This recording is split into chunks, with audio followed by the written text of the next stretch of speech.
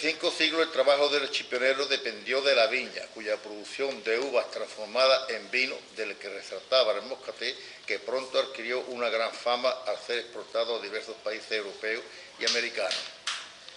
Fue al principio del siglo pasado cuando comenzaron a llegar los veraneantes y ya a mediados cuando se produjo un cambio en la agricultura chipionera, coincidiendo con las grandes cosechas de uvas provocadas por el exceso de plantación de viñas en el marco de Jerez, donde el Estado y la Unión Europea primaron con largueza el arranque de viña. En Chipiona el arranque de viña estaba casi generalizado. Sus tierras eran inmejorables para regadío intensivo. Las lanzadas de viña llegaron a vender a 10 millones, que era media hectárea, y a más dinero. Siempre estuvo la viña muy unida al pueblo de Chipiona. Puede decirse que la elaboración del vino comenzó en Chipiona cuando ya ésta fue considerada como población moderna, allá por 1448, aumentando en 1480 considerablemente, pero comenzando con gran diferencia con casi todas las poblaciones vinateras que conformaban la comarca de Jerez. En las diversas tierras dedicadas al cultivo de la viña no se producían otros frutos. El nieto, vete que se calle. Son tierras de arbariza, muy buenas para la producción de uvas, dedicadas a la elaboración de vinos finos, olorosos y amonteados, pero penosas de trabajar, no aptas para la producción de uva de moscatel, con muy pequeñas excepciones. Las tierras de Chipiona formadas durante miles de años por varias desembocaduras del Guadalquivir son arcillos arenosas, ideales para la producción de uva moscatel, pero además son excelentes para la producción de frutales y toda clase de hortalizas, y son muy tempranas en todas sus producciones, incluidas las uvas. Aquí hubo una temporada que Frutos Selectos cargaba trenes enteros de uvas, que era para vino, y iba para Extremadura, para Guareña. Era un montón de mujeres a trabajar aquí. Los productos agrícolas de Chipiona tienen una reconocida fama de calidad en toda España. La bondad de estas tierras permitieron que en sus viñas, que durante varios siglos ocuparon casi todo el término municipal, se llevaran a cabo una verdadera agricultura de subsistencia. Trataremos de explicar cómo. En los liños, líneas de árboles, arbustos u otras plantas se producen marras. Falta de una cosa donde debiera estar, especialmente en liños de viña. El espacio que hay entre los dos liños de viña se llama camada, popularmente camá. Todo este espacio, como el de las marras, tanto este espacio como el de las marras, era aprovechado por los antiguos viticultores chipioneros para crear una agricultura de subsistencia. Poco a poco, en el transcurso de los años, se dieron cuenta que de la viña se podía sacar algo más que la uva. En las denominadas marras se solía sembrar maíz, planta que necesita mucho espacio para su desarrollo. Estas matas de maíz altas y fuertes se sembraban 2 o 3 granos en cada marra. Cuando las mazorcas estaban desarrolladas, a partir de ellas se cortaba el tallo, que era una excelente comida en primavera para el asno o burra, medio de transporte del estiércol, abono y la uva en vendimia, además transporte de 1 o 2 personas. El maíz era destinado para el engorde en otoño de los cerdos, también para lo mismo, para la alimentación de la familia. También era costumbre de cada cierto número de liños para abrigar a la cepa de los vientos del Atlántico. En las camás, cada 6 u 8 liños se sembraba uno de cebada. Después de trillada, tanto su grano como la paja tenía 2 importantes aplicaciones. El grano y parte de la paja se almacenaba para la alimentación de la bestia. Así denominaban los agricultores los animales que tenían para su trabajo: caballos, mulos o ricos. Una parte de la paja se utilizaba para cambiar la de los corchones, o sea que de la viña se aprovechaban muchas cosas, entre ellas la paja de los corchones. No teníamos tantos corchones como ahora. Al cabo del año, la paja del año del corchón estaba toda molida. Para la caza también se aprovechaban los sarmientos de la poda y las cepas. Se hacían gavillas y se quemaban, produciendo grandes cantidades de cisco. Cisco en realidad es picón, especie de carbón muy menudo llamado también picón, que almacenado en sacos fue desde tiempos inmemoriales aprovechado especialmente para los braseros y también para recalentar pequeñas cantidades de comida o bebida, incluso para los largos temporales secar pequeñas prendas o pañales. Las cepas viejas se almacenaban para trocearlas y emplearlas para cocinar o hervir la ropa. La utilidad del cisco era tal que el personal que se dedicaba a hacerlo recogía los sarmientos de la viña gratuitamente para después quemarlo y vender el cisco. La agricultura de subsistencia que se desarrollaba en las viñas era casi total, aunque más profunda en los años de la posguerra. La alimentación del chipionero. Por la mañana se tomaba el café o lo que fuera. Podía ser chicoria o cebada tostada. Criada en la viña, con suerte ligada con un poco de café procedente de la Guinea Española, que estaba relacionado. Sabemos de despachos de vino que el cupo de café que tenían era tan exiguo que lo dejaba para la familia, preparando una buena cebada que bien tostada y molida se hacía una infusión servida con su platillo, vaso, cucharilla y azúcar, también racionada, agregándole un generoso chorreón de anís, su precio 2 reales. Este café se siguió sirviendo después de muchos años de la hambre, si el año de la hambre o el año 40, pero la hambre duró más tiempo. La comida fuerte del chipionero era a primera hora de la noche, comida con pringá, compuesta de frijoles, alubias criadas en la camada de las viñas. Donde también se solía sembrar patata, en otoño o invierno por ser un cultivo que necesitaba poco tiempo. La patata, aunque llenaba el estómago, alimentaba poco. Se podía decir que alimentaba lo mismo, echándola en el estómago con el bolsillo. También se componía esta comida de tocino y morcilla, y en algunos casos de carne, garbanzos que muchas familias cambiaban a los vecinos de Rota por frijoles, que en Chipiola no se daba los garbanzos bien en pocos sitios, entonces lo cambiaban, frijoles por garbanzos. Bueno, algunos tenían la suerte de acompañar esta comida con un par de vasos de mosto. Esta comida era casi todos los días del año y para casi todo el mundo. Era un plato de gran alimento que en los años de la posguerra no estuvo al alcance de todo el mundo. El pan también racionado, muy cortito, suplido en muchos casos por pan de maíz. El almuerzo era poco después del café, yo tomaba el café a las 9 y a las 10 a almorzar para salir por el campo. Compuesto casi siempre de productos del cerdo, todo lomo metido en manteca, tocino, chorizo, pringá, si había quedado de la noche anterior. En ocasiones podía caer un huevecillo procedente del gallinero que había en casi todas las casas, frito con algo de chorizo. Los productos elaborados del cerdo eran bien conservados y casi todas las casas se mataba un cerdo o dos, e incluso en algunas 3 y algunas hasta 4. Era la base de la alimentación del chipionero. La comida de la noche se componía solo de productos de la viña, el cerdo, o sea, solo frijoles y casi siempre garbanzos de los cambiados roteños, más el tocino y la morcilla. El cerdo o los cerdos se criaban en el corral y en la casa desde pequeñito. Esto a la hora de sacrificar el animal dio más de un disgusto, sobre todo a la chiquillería de la caza. Durante el invierno y primavera se alimentaban con hierbas de las viñas. En verano abundaba la fruta y del tiempo, ya que en muchas viñas se tenían varios árboles frutales, casi siempre damasco, higuera y perillo, especie de pequeño pero. Se consumía también mucha sandía y melón, procedente de las marras o de las tierras faginadas para la siembra de la viña.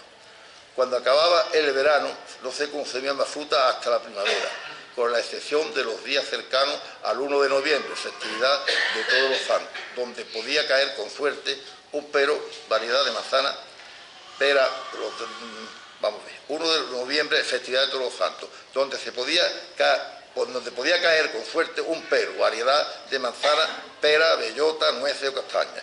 Cualquier casa se componía de 8 o 10 personas. Esto daba lugar a mucho desperdicio en toda la primavera y el verano.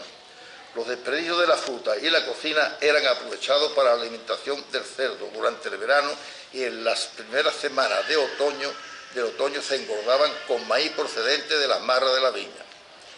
Curiosamente, teniendo tanta costa, creemos que no se aprovechó en los años del hambre suficientemente los productos que generosamente la mar ofrecía. La pesca en aquellos años era mucho más abundante. Algunas veces el almuerzo era con pescado, casi siempre asado. Había otra comida, la merienda. Esta casi siempre resultaba muy escasa, debido a lo agotador del trabajo que además el chipionero de la época, con su natural dureza, desarrollaba en aproximadamente 4 horas y media. El camino a la parcela se efectuaba a pie, no había bestia para todos los familiares o peones, Se tardaba de 3/4 de hora a hora y media, según lo lejos del pago. Las bicicletas al alcance de pocos bolsillos. no fueron popularmente utilizadas hasta mediados del siglo pasado. Se salía del pueblo sobre las 10 y ya en el Tajo se separaba, se echaba un cigarro, porque muchos iban andando. Se utilizaban grandes azadones. Si el peón no era faenero, o sea, no sabía podar, castrar, que podan verde, o injertar u otra faena, gastaban 2 azadones al año. Cuando el azadón se quedaba a la mitad, ya no podía ir al paso de los demás. Los trabajos con el azadón eran excesivamente duros. Posiblemente hacer lomo era el más duro. Lo decimos porque tuvimos ocasiones, pocas, de disfrutarlo, en las pequeñas viñas de la familia. Consistía en recoger toda la tierra de la cama y formar una especie de lomo entre los dos liños, que acababa en una cresta muy fina. Estos lomos labraban la tierra y servían de abrigo a la cepa en invierno. Los vientos que compartía aquí mucho del oriente. La faena era también muy dura. Esta faena se practicaba cuando se iba a sembrar la viña. Se puede decir que consistía en llevar la tierra de abajo arriba. El maíz fue un producto que se consumió con largueza, tanto supliendo el pan en la posguerra como en las célebres poleadas, que popularmente eran a la fuerza muy consumidas. Podía resultar un buen plato, con trozos de pan frito, azúcar por encima, pero claro, había que disponer de pan, aceite y azúcar, productos todos racionados. Estos alimentos no estaban al alcance de todo el mundo, salvo de los trasperlistas. El trasperlo era un negocio ilegal que se practicaba de forma clandestina, pero permitiendo a muchas personas hacerse ricos. La forma de llevar el trabajo. La jornada se dividía en varios tiempos. El primero de 2 horas, un cigarro, con un descanso de 20 minutos.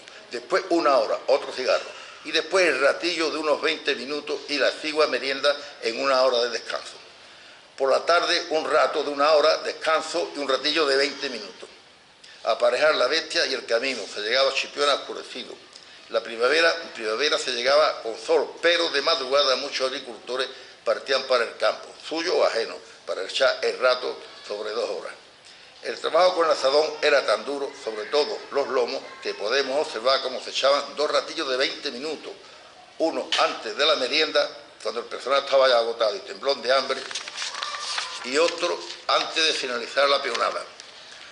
Para poco más de 4 horas y media de trabajo se echaban 3 descansos de 20 minutos y uno de merienda, 1 hora de merienda. La merienda.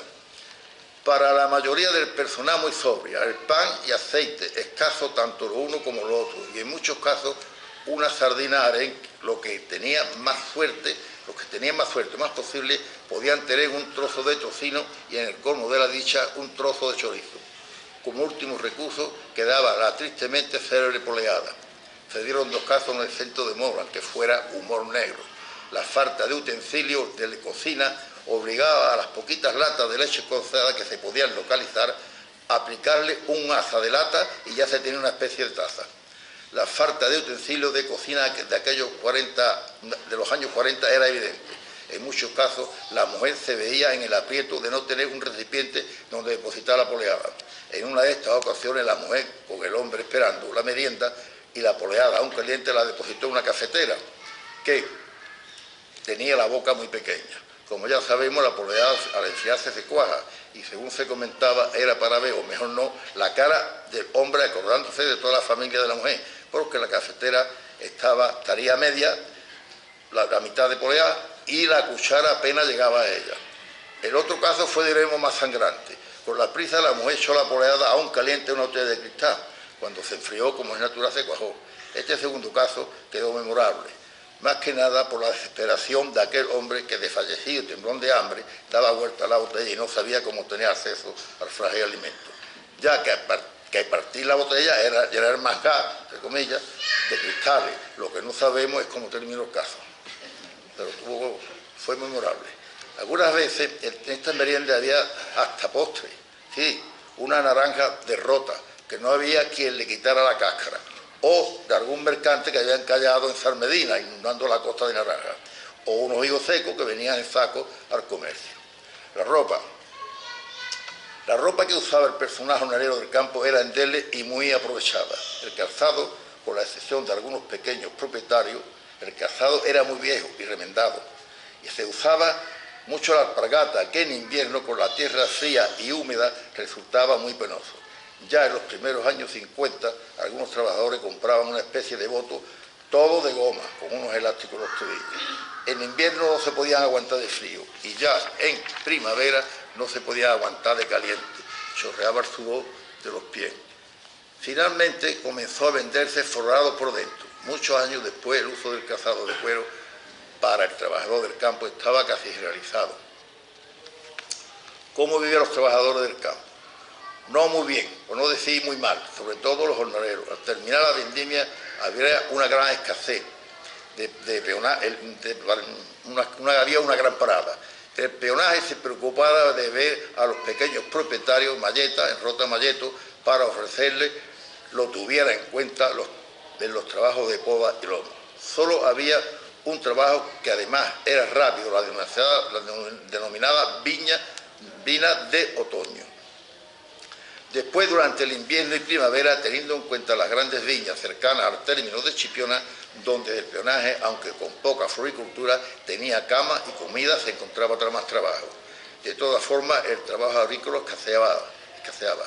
Los mayores y parados del campo no tenían pensión y poco acceso a la medicina y médicos. Las necesidades y la escasez de alimentos no fueron solo en el triste año de las hambres, duró hasta la mitad de la década de los años 50 del siglo pasado. Si bien en esta parte de la provincia de Cádiz la mejoría socioeconómica se adelantó algo debido a las faraónicas obras de la base de Rota. El hambre de la posguerra fue mucho más aguda en las grandes ciudades. Nos entenderemos un poco, aunque no venga muy al caso, sobre la nueva amistad hispanoamericana. Las bases militares americanas avalaban el régimen de Franco y España fue mirada de mejor forma en el mundo. Pero esto tuvo un costo, el peligro que entrañaba para los pueblos cercanos la base tener ya no una banderita extranjera en la provincia, sino dos, la inglesa en Gibraltar y la estadounidense en Rota. Tener que soportar los regalitos americanos de leche en polvo y queso, en cajas litografiadas con dos manos estrechadas, como si España de un país africano se tratara. Y además, ¿cómo se le pondría las tripas a los gaditanos que pudieron volver vivos de la injusta y desastrosa guerra de Cuba, cuando veían a los gringos uniformados por los pueblos de Rota o Chipiona? Gringo era la palabra con que, igual que los hispanos, denominaban los españoles de la época a los norteamericanos. El pretexto de la guerra fue que Estados Unidos consideraba la situación de Cuba un peligro para su país. Es increíble. La injerencia en los asuntos internos de otro país, ¿no? Esta no era la realidad, tampoco la explosión del acorazado estadounidense Maine. La realidad era que Estados Unidos deseaba la isla casi desde su independencia e intentó su compra en distintas ocasiones. Los norteamericanos pronto aprendieron que para apoderarse de un territorio lo más barato era comprarlo y además como mejor se quedaba de cara a la historia. Compraron Alaska a los rusos, Florida a España, Luisiana, que en aquella época tenía una superficie de 3 millones de kilómetros, a Francia. Este inmenso territorio, hasta muy poco antes, perteneció a España, siendo con engaño arrebatado por Napoleón al inútil de Carlos IV y vendido a los pocos días a Estados Unidos. Filipinas y la mitad de México, aunque tomados por las armas, como al finalizar ambas guerras hubo unas compensaciones en millones de dólares, por lo que algunos libros históricos constan como venta. España siempre se negó a la venta de Cuba y Puerto Rico, consideraba estas islas como las Canarias, ya que fueron españolas antes que algunas de las Canarias y mucho antes que Navarra. La guerra comenzó el 19 de abril de 1898. El 1 de junio, con su moderna flota Estados Unidos con su moderna flota bombardea la bahía Santiago de Cuba. La escuadra española queda atrapada. El almirante Cervera, con gran valentía, sale de la bahía. Sabe que no puede ganar. La artillería de la mayoría de sus barcos, algunos son de madera, reforzados con chapas de acero. No llega a los barcos enemigos. Tiene el carbón y la munición restringida, los marinos faltos de práctica. La batalla de Santiago, como la de Cavite, Filipinas, fue un cómodo ejercicio de tiro al blanco para los gringos. El barco más moderno del español, el acorazado Colón, quiso escapar, pero es perseguido y hundido. Suena muy bien eso de honra sin barco, pero los españoles muertos fueron 323, heridos 153 y 1.720 prisioneros, que por cierto al llegar a España tuvieron un laberinto porque los papeles de sanidad tal y cual no los dejaban desembarcar, pidiendo agua por los camarotes y demás. Los prisioneros por ello fueron tratados como animales que no lo eran. Como siempre, el desgraciado soldado paga las consecuencias de la necedad de sus gobernantes. Los americanos tuvieron un muerto, y al parecer por causas naturales. Creo que falta acá la cabeza. En los combates de tierra fue muy diferente. Los gringos se llevaron más de un repaso. Se improvisó otra escuadra para Filipinas, pero nuestros amigos ingleses, peloteando a los americanos desde que ya sabían que no podían con ellos, la entretuvieron en el canal de Suez. En realidad nos hicieron un gran favor, porque de haber llegado a Filipinas hubiera sido otro cómodo ejercicio de tiro al blanco. Pero ya metido en el expolio, ¿por qué no quedarse también con Puerto Rico? Y de camino, que estaba en Asia, con las Filipinas. Esta fue la factura que tuvo que pagar España por plantarle cara a los ya poderosos Estados Unidos. Pero esta factura también tuvo IVA. España poseía 3 archipiélagos de pequeñas islas en Oceanía, las Carolinas, las Palaos y las Marianas. De este último, los estadounidenses se apropiaron de igual, la que era más grande y la que tenía más valor. La isla mayor de los 3, 571 kilómetros. Con esta isla terminó el expolio norteamericano a España, aunque se tuvo el temor de que siguiera hasta tal punto que se llegó a hablar de derruir faros, por eso también lo metió usted esta parte. Finalmente, porque porque se quería derruir el faro de España, el más grande de España, el de Chipiona, porque podía ser un referente para la flota norteamericana. Finalmente, el resto de los 3 archipiélagos fue vendido por España al Imperio Alemán. Al perder este país de la Segunda Guerra Mundial, los archipiélagos pasaron, cómo no, al poder norteamericano.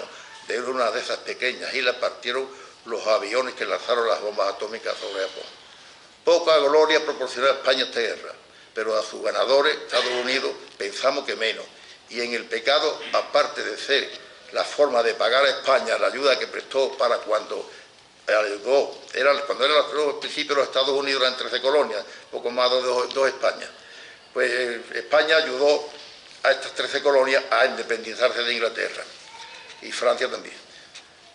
Llevaron el pecado y ahora la penitencia. Cuba no quería más amos, aunque fueran ricos, y proporcionó a Estados Unidos grandes problemas, e incluso estuvo a punto de una guerra nuclear. Los americanos se apropiaron de los restos del Imperio Español, situado en 3 de las 5 partes del mundo.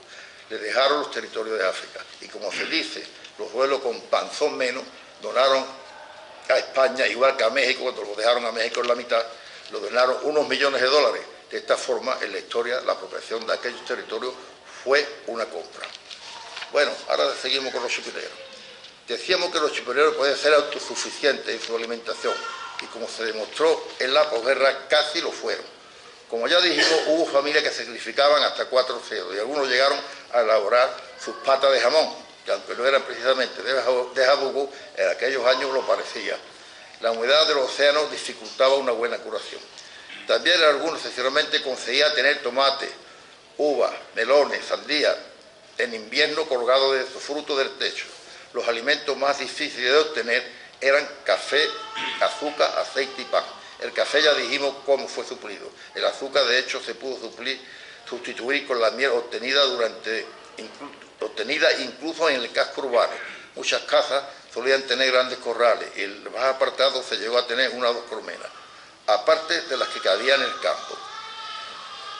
En muchos casos el aceite fue suplido con la manteca de cerdo, el pan suplido por el pan de maíz. También se llegó a elaborar con trigo procedente de tierras para cereales. El problema estaba en la molienda, pero la posguerra enseñó a construir una especie de piedra redonda. Una era la base y la de arriba tenía un agujero y un hierro como mango. En el agujero se depositaba el maíz o el trigo. Se cogía el mango y se hacía de vuelta la piedra de arriba sobre la base. Total, una forma de moler algo más moderna que la de los indígenas africanos o americanos. ¿Cómo vivían los chipineros? Hasta el principio del siglo XX no hubo muchos cambios. El trabajo lo generaba la viña. Después llegó la luz eléctrica, los primeros horneantes, las radios. A mediados del siglo había en Chipiona 3 o 4 coches, algunas motocicletas y varias bicicletas. Al principio de los 60, la viña fue perdiendo terreno ante el regadío intensivo, llegando a ser la primera entrada de dinero de Chipiona. El campo y las bodegas. Se modernizaron las bodegas grandes. Mi familia compró el primer tractor. Años después yo monté el primer tren de embotellado. Pronto comenzaron los invernaderos. La compra de televisores y coches fue en aumento. Actualmente quedan pocas viñas y hay muchos invernaderos sin actividad. El campo pasa una mala época. La mayor parte de las bodegas de Chipiona eran pequeñas, de 30 a 60 botas, o sea, de 15 a 30.000 litros. La fuerza solamente se empleaba la fuerza humana en las bodegas pequeñas. La peonada era de 12 horas. 4 hombres elaboraban unos 4.000 litros de vino. Hoy 4 hombres con jornadas de 7 horas elaboran sobre 40.000 litros. En el campo ocurre lo mismo. Los asadones han desaparecido. Los tratamientos para las enfermedades a principios del siglo pasado en pequeñas viñas se daban con un cubo y una pequeña escobilla, cepa por cepa. Llegaron las sulfatadoras de mochila y ya en una peonada se podía sulfatar una lanzada. Actualmente, con el tractor personalmente he llegado a sulfatar 46 lanzadas, unas 22 hectáreas. El atraso en el campo llegaba al punto de que a principios del siglo pasado, al menos en Chipiona, no se conocía la tijera de podar. Se podaba con una especie de hacha que después tenía como un machete arriba. Muchos de nuestros vecinos se podaba con una especie de hacha y machete, una punta para arriba, con un tarugo de madera en la pierna cortaba el seco. Aquello tenía que ser horroroso. Y muchos de nuestros vecinos roteños, los tuyos, hasta no hace muchos años regaban los pimientos acarreando el agua a las matas con jarras. Rota es un pueblo muy trabajador y ahorrativo. Además exportar carnes también. Chipiona y Rota son 3 pueblos vecinos, pero completamente distintos. El saluqueño trabaja, gasta y vive. El chipionero gana 100 euros e invierte 200. Y el roteño gana 100 euros y ahorra 200. Siempre me dinero en Rota, siempre, mucho. En Chipiona 14 bancos. 14 llegamos a tener. La vivienda. Hasta algo más del medio siglo pasado escaseaban las personas que tenían agua corriente. Aún quedaban molinos para sacarla. El alcantarillado no existía. Las viviendas en propiedad eran escasas. La mayoría eran casas de varios vecinos. Lo normal era una habitación o a lo sumo 2 y derecho a cocina. El derecho a cocina era donde casi siempre el vecino adaptaba un cajón al que le ponía 4 patas y allí se guisaba. Casi todas las casas tenían corral, a veces muy grandes. En las casas de un propietario o de vecinos había corrales de 100 a 200 metros, incluso mayores. En estos corrales el pozo y a pocos metros el pozo negro y el retrete con cortina de jaco. Pero además el gallinero, cuadra y la cocinera. Del pozo, junto a todos estos insectos, se tomaba el agua para la caza y para beber. Los chiquillos tenían montones de grano. Eso era horroroso. Entonces, para beber, en ocasiones de un vecino o de los pozos del campo, por su regular calidad, se iba por el agua al vecino este o al otro, o se traía del campo. Las cuadras y pozos negros se limpiaban de vez en cuando. Lo que se sacaba de ellos se empleaba en la viña como abono, y ella aprovechaba todo. Podemos observar cómo se vivía en aquella época, sobre todo los que tenían derecho a cocina. En las noches de frío o lluvia, las necesidades se hacían en la habitación y por la mañana se depositaban en el retrete. Había familias que vivían en una accesoria, yo conocí una familia de esas. Por la mañana tenían que llevar en un cubo latón todo lo de la noche, todos los días, medían una accesoria. No había corral, ni había bate, ni había nada. La higiene era muy escasa, hombres incluso de campo, en verano se lavaban cara, brazos, piernas y lo demás podía esperar. Así. Las hambrunas, tristemente hambrunas. Esto es un poquito horroroso, Motivadas por pérdida de cosecha, epidemias o guerras, han existido siempre hasta en la misma Europa. Cuando España ejercía su hegemonía en el mundo, cuando Felipe II consiguió la Unión Ibérica, tan temida por los ingleses, gobernando casi la 1/4 parte del mundo, también se sufrían hambrunas. Tristemente fue la de Irlanda en el año 1846 y 1848. El muidreu arruinó varias cosechas de patatas, iniciándose una emigración masiva hasta el punto que al final del siglo la población del país quedó reducida a la mitad. En la España de la posguerra civil también se dieron duras hambrunas y en otros países europeos. En ninguna de ellas hemos podido detectar actos de canibalismo. Pero para hambrunas, la del martirizado pueblo ruso, donde en el siglo pasado se practicó con largueza el canibalismo en distintas épocas. Una prueba más de las grandes tragedias sufridas por el pueblo ruso.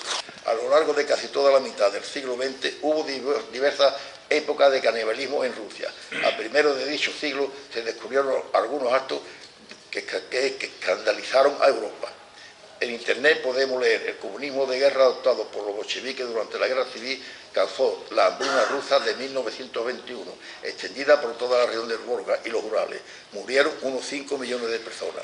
Aquel desastre humanitario impulsó a muchas personas a la práctica del canibalismo.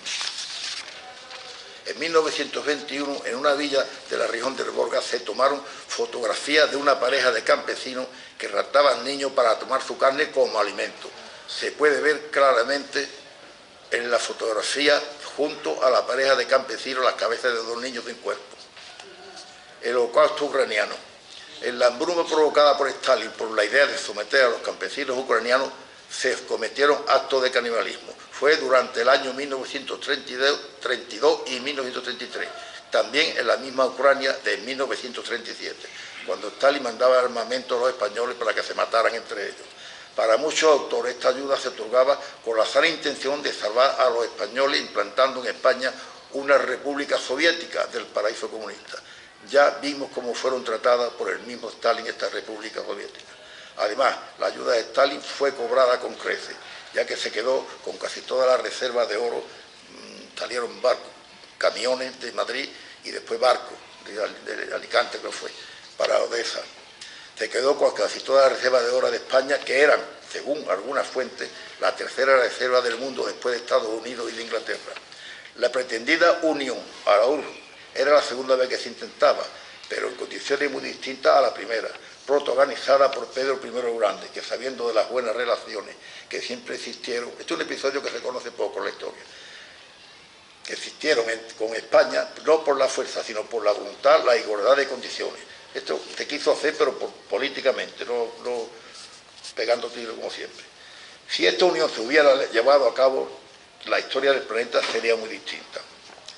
En su libro El sitio de Stalingrado, 1941-44, el historiador inglés Charles Horne detalla escalofriantes y nuevos datos tomados por el escritor en buena parte a los supervivientes y a sus diarios, con nuevos datos de este tenebroso episodio de la Segunda Guerra Mundial, manipulado por la historia oficial soviética y relegado al olvido. El del férreo sitio del 872 días impuesto a Stalingrado por los alemanes, donde la falta de alimentos produjo un elevado número de actos de canibalismo. Fueron detenidas 1.400 personas y 300 mandadas a ejecutar por Stalin. Las cifras reales se tienen la seguridad de que fueron más altas. A finales de enero del 42, el primero de febrero, los peores días del asedio, zonas enteras de Leningrado fueron invadidas por caníbales. La niña Valentina Rotman, de 12 años, contempló con horror que a los cadáveres que acarreaban, muchos le habían cortado las nalgas. Otra joven, Vera Rogova, sufrió una experiencia aún peor. Fue perseguida por un caníbal con rostro descompuesto por el hambre y hacha en mano. Otra mujer, María Ivanova, quedó sorprendida al comprobar que en medio de tanta hambre una familia guisaba carne. Le dijeron que era cordero, pero cuando levantó la tapa de la olla, entre la zarza se vio una mano humana. El sitio de Leningrado fue de los peores que se ha conocido. A las penalidades de la guerra se sumó un frío de 40 grados bajo cero y una total falta de alimentos. Las autoridades calcularon que murieron más de 600.000 personas. Otras cifras superan el 1.200.000. El comisario del pueblo advirtió que en los mercados se vendía carne humana. Una superviviente recordaba que al cruzar la ciudad era peligroso y costaba confiar en los demás. Se veían cadáveres mutilados por todas partes. A las mujeres precisamente le cortaban los pechos. Los cadáveres de los niños desaparecían de las calles, donde se podían ver cadáveres muy mutilados, con excepción del rostro. Era inimaginable el horror que se vivió en Leningrado. La vida solo se centró en encontrar comida. La propagación del canibalismo da una idea de la desesperación de la gente. Empezaron por comerse los caballos, después los perros y gatos, y cuando se acabaron, pues a comer carne humana. Son muchas las fotografías expuestas en Internet y, según se aclaran, proceden de una exhibición pública y oficial sobre el hambre en la región del Borga, que se realizó en el Cleme en 1922. Esta exhibición se podía ver campesinos, en esta exhibición se podía ver campesinos practicando el canibalismo. Se pensó que esto podía ser una campaña para conseguir ayuda internacional, consiguiendo que diversas organizaciones mandaran alimentos a Rusia, hasta que se descubrieron que los bolcheviques, en vez de combatir la hambruna, vendían el grano a otros países. Cuando terminó la Segunda Guerra Mundial, España se encontraba en unas duras condiciones. En el año 42 se contabilizaron más de 1000 muertos por hambre y tuberculosis. Se le pone un duro cerco económico y diplomático. Solo el Vaticano, Portugal y Argentina mantienen relaciones con España.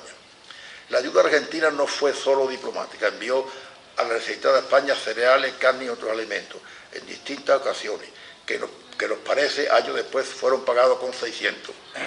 Realmente la Argentina ayudó mucho a España en la posguerra. Durante la guerra tenemos entendido que Argentina y otros países hispanos trataron de enviar una fuerza de interposición al frente para que los españoles no se mataran más entre sí, pero Franco se negó. De todas formas, fueron muchos los españoles que emigraron a la Argentina y entre ellos muchos chipioneros. Ya queda poco. Para terminar, os leeré una poesía, yo no sé recitar, de Alejandro Diego. Lo haré lo mejor que pueda en recuerdo de mi gran amigo Pedro Carrasco y de la que fue su mujer, Rocío Jurado, a la que traté desde muy joven. Ella ya forma parte de la historia de Chipiona. Dice así: Rocío, dime cómo es el cielo. Aquella noche se dio cansada de agarrarse a la roca de la vida. Se tronchó el clavel rojo. Fue su último ayúdame y el más sincero. Llévame, Señor, con mi virgen morenita. Dicen que los duendes se miraron mudos y exhaustos por el dolor. El toro de la muerte apareció sediento y de nada sirvieron las medias verónicas y las muletas. Era el fin de un pacto por los abaratares de la vida, dura y fría como el mármol. El polvo de su ala, de aquella mariposa chipionera que iba repartiendo dulzura por cada rincón de su pueblo, había desaparecido. Sus dos grandes abanicos estaban rotos, cansados ya de remontar el vuelo una y otra vez. Todo se tiñó de negro, azabache en unos segundos. El faro se volvió anarquista, señalando al cielo sin auxiliar a la costa. La arena, merced al levante, corría queriendo recordar los lugares donde ella se sentaba, para perderse en el horizonte. La mar se hizo lágrima, las algas que le ponen negro. Las gaviotas se concentraron a los pies del santuario mientras que su virgen negra acariciaba su frente ya fría.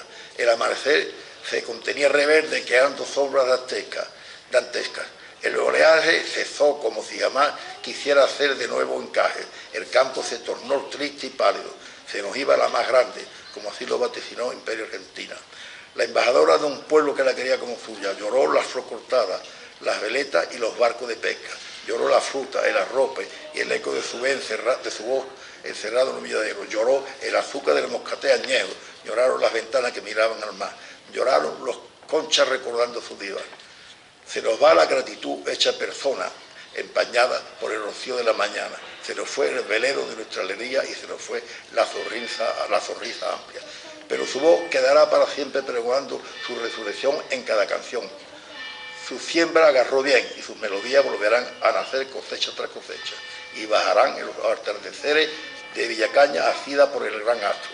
Te veremos en la sonrisa de tus hijos, en las nostalgias de los corrillos de tus amigos, cuando recemos en regla, en las bugambillas y los pétalos de las flores de tu pueblo y te oiremos en las caracolas encalladas en los corrales.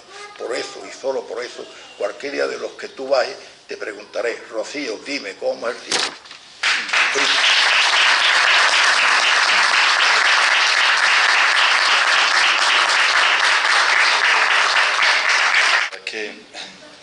He venido muy a gusto. Primero que nada, pedir disculpas porque me he colado 5 minutos tarde, porque he tenido una cola impresionante para llegar hasta aquí. Eso tiene sus dificultades, tiene también sus ventajas, porque gracias a Dios los chipioneros han vivido mucho de eso, claro, un turismo, claro, y de que acudan aquí a nuestro pueblo. Aparte de eso, decirte, pues, ¿qué te voy a decir? Yo me he trasladado, yo tengo 59 años, pero realmente me he trasladado a los años 65 donde todo lo que has estado exponiendo pues lo he vivido directamente con mi padre. Y me acordaba cuando mi padre pues sembraba las patatas en la cama de la viña, o cuando cogíamos el mulo y nos dedicábamos a vinar o a labrar la viña.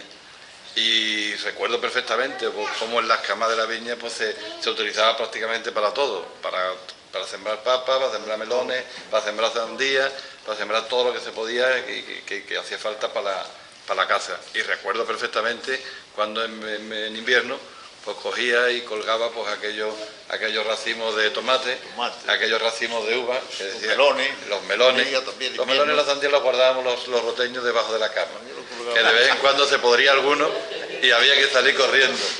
Y no te digo nada cuando poníamos aquella pajita nueva que se te clavaba por todos lados, te llevaba 3 días rascándote lleno de ronchas, pero bueno, siempre había remedios para aquello. Tu madre te ponía el vinagre, que también salía de la viña, y también te aliviaba bastante el picor y te ponía fenomenal. Y claro, como roteño pues también he vivido aquellos años 60 de los americanos, cuando tomábamos la leche en polvo en los colegios, que yo personalmente me pasaba un poco lo que tú has descrito, o lo que tú has descrito, perdón, lo que has descrito tú. Yo cuando llegaba allí me veía con aquellos botecitos de leche, pues sinceramente a mí me resultaba un poco denigrante el que tuviésemos que tomar la leche, pero era lo que había y eran las necesidades que teníamos en aquellos momentos. Yo no he conocido tantas necesidades como has podido conocer tú, porque los 10 años de diferencia o los 15 años de diferencia los hace mucho, me los ahorré, pero evidentemente también viví aquellos primeros años complicados. Una casa de vecinos donde teníamos una cocina común para todos, una cocinita donde mi madre pues tenía también su pequeño anafito y su trocito allí, y recuerdo el pozo también de la casa donde sacábamos agua para lavarnos y para bebernos, porque nosotros la carreábamos con un cubito desde una fuente que había pues a 300 metros de la casa, pero por lo menos para bañarnos y para lo demás sí que utilizábamos la del pozo. Y por lo tanto me ha recordado todos aquellos tiempos que los has descrito, como decía Antonio, pues de una manera magistral. Me ha encantado, sinceramente. Hecho con mucha voluntad. Con mucha voluntad y con mucho arte, porque de verdad que nos has trasladado allí. Los que son más jóvenes quizás no lo hayan conocido, pero también hay que recordarle de vez en cuando de dónde venimos, dónde estamos y dónde queremos ir. Y como tú dices, el roteño de 100 guarda 200, y eso es lo que estamos intentando hacer aquí. Guardar lo que podemos, porque si no nos llega. Que hacemos falta. Se hacía falta también. Yo quisiera también que nuestro querido cronista oficial de la ciudad, don Juan Luis Naval Molero, es así, ¿verdad? La conjugación de apellidos, pues que él que conoce tan eruditamente también, no solo ya como bosquejo, como un flash de urgencia, ¿no?, sino con una documentación y una erudición tantas veces admirable, como igualmente el maestro de periodistas, don Juan Mellado, pues que nos diera algo que le ha parecido a él esta síntesis, aunque tratada por razones obvias de tiempo, que ha expuesto nuestro conferenciante sobre otra época anterior, no solo de España, sino del continente europeo y sudamericano prácticamente. Bien. Buenas tardes a todos, buenas noches. Yo, a pesar del montón de años que llevo dedicado al tema de la historia de Chipiona, este es un tema que lo he tocado en muchas ocasiones. Pero claro, la diferencia de edad de Pepe conmigo hace que me haya recordado cosas que yo las he vivido, pero que las tenía prácticamente olvidadas, a pesar de que yo en su momento escribí un artículo, que lo tengo puesto en internet, sobre el malleto en Rota y en Chipiona. Bueno, tuvo un éxito, el mismo alcalde sabe que en Rota me pidieron el artículo porque decían que reflejaba más la vida de Rota tal vez que la de Chipiona. Aunque Chipiona es, digamos, una disgregación de Rota. Las costumbres que tiene Chipiona se parecen mucho más a Rota que a Sanlúcar, estando Sanlúcar más cerca. ¿Por qué? Esto es debido a que Chipiona perteneció siempre a un ducado, que era el duque de Cádiz, conde de Arcon, y Sanlúcar, Pergujena, hacia el otro lado del río, pertenecían al duque de Medina Sidonia. Eso hacía que las poblaciones de Chipiona y Rota se enfrentaran con Sanlúcar y demás, y de ahí esta rivalidad entre los dos pueblos. Tal vez no se oye bien, ¿no? Se oye. Tengo poca voz. Usted de pie si quiere. Venga.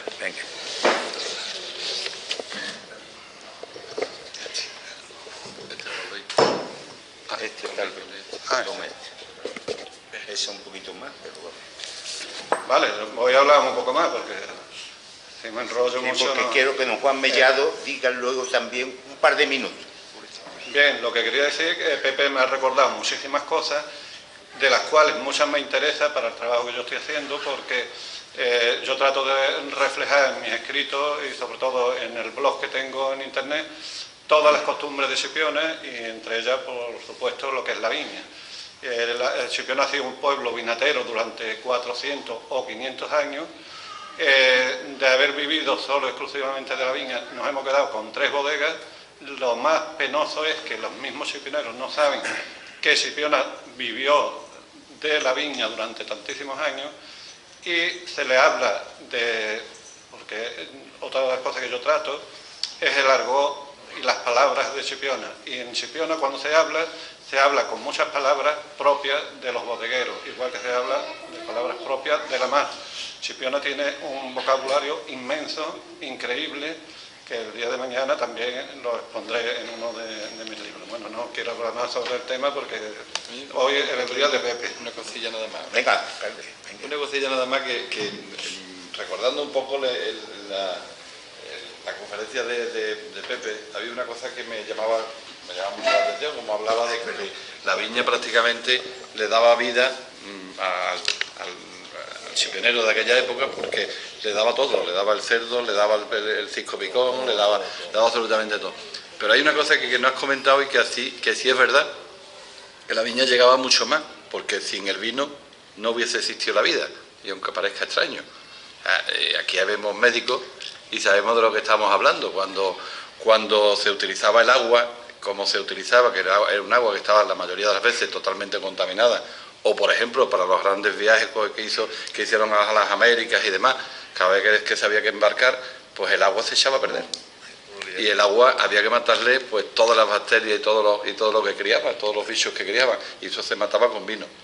Es por eso que el vino era fundamental para los viajes y fundamental para la vida. A los niños se les daba el agua con vino, un poquito de vino que se le echaba al agua, que era precisamente para matar todos los microbios que tenía el agua. El alcohol que se producía en el que llevaba el vino, pues era lo que mataba precisamente los microbios. De ahí la importancia que tenía y que tiene la viña. Yo muchas veces, a lo mejor, no sé si será o no será, pero yo siempre recuerdo y digo, vid es vida. Le falta nada más que una letra para acabar de decir que es vida. O sea que simplemente por apostar un poco más en lo que tú decías de la importancia que tenía la viña de cara al sustento diario, a la vida de Chipiona. El curso de tema sevillano, institución galardonada por la UNESCO, concede el título honorario y la insignia de honor de profesor de nuestra nueva cátedra, y a mucha honra, nueva cátedra para mí entrañable de Chipiona, o sea que tenemos cátedra torina, tenemos